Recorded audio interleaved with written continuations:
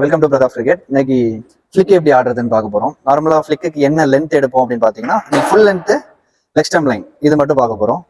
எந்த லைனையுமே நம்ம ஃபிளிக் எடுக்கலாம், பட் இன்னைக்கு full length and leg stem இதை மட்டும் நம்ம பார்க்கலாம். ஸோ ஆன் டிரைவ், ஸோ இந்த ஆன் டிரைவ் நல்லா ஆட கத்துக்கிட்டீங்கனாலே ஃபிளிக் ஈஸியா இருக்கும். ஏன்னா பேட் ஸ்ட்ரைட்டா வந்து பாலும் பேட்டும் சந்திக்கும் போது இம்பாக்ட் ஆகும் போது உங்க ரிஸ்ட்டை வந்து நீங்க காயில் பண்ணணும். உங்க டாப் ஹேண்ட் ரிஸ்டையும் பாட்டம் ஹேண்ட் ரிஸ்டையும் காயில் பண்ணுவீங்க. ஸோ உங்களுக்கு நிறைய ஆன் டிரைவ் ஆடி பேட் ஸ்ட்ரைட்டா வர ஆரம்பிச்சுன்னா அந்த ஃபிளிக் வந்து ரொம்ப ஈஸியா இருக்கும் உங்களுக்கு.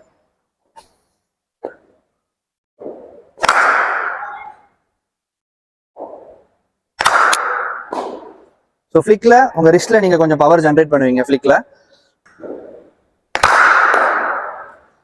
ஸோ உங்க ஹெட் இன்னொன்னு, உங்களோட head position ball bat impact பண்ணும்போது உங்க head inline with the ball இருக்கணும். பேட் ஃப்ரண்ட்ல வந்து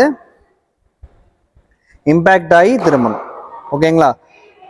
பேட் எங்க இருக்குன்னு பாருங்க, little bit off in front of the bat வந்து இம்பாக்ட் ஆகி திருப்ப ட்ரை பண்ணுங்க. ஓகேவா? ஸோ இப்போ இந்த ரிஸ்ட் காயில் ஆகுறது பாருங்க. ஸோ உங்களுக்கு க்ளவ் இல்லாமல் இருக்கிறதுனால என்னோட wrist position, bat holding position இன்னும் உங்களுக்கு பெட்டரா தெரியும். அதனால தான் நம்ம கிரிப் எதுலையுமே க்ளவுஸ் போடாமல் ஆடுறதுக்கு ரீசன் அதுதான். என்னோட கிரிப்பு, என்னோட பாட்டம் ஹேண்ட் எப்படி ஹோல்ட் ஆயிருக்கு இது எல்லாமே இன்னும் கிளியரா தெரியும் உங்களுக்கு.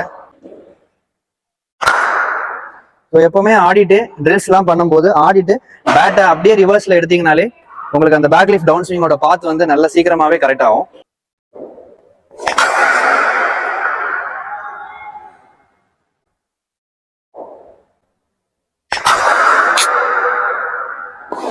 ஃபிளிக்ல என்னென்ன பேசிக் கரெக்ஷன்ஸ் வரும்ன்றதை நெக்ஸ்ட் வீடியோல போடுறேன்.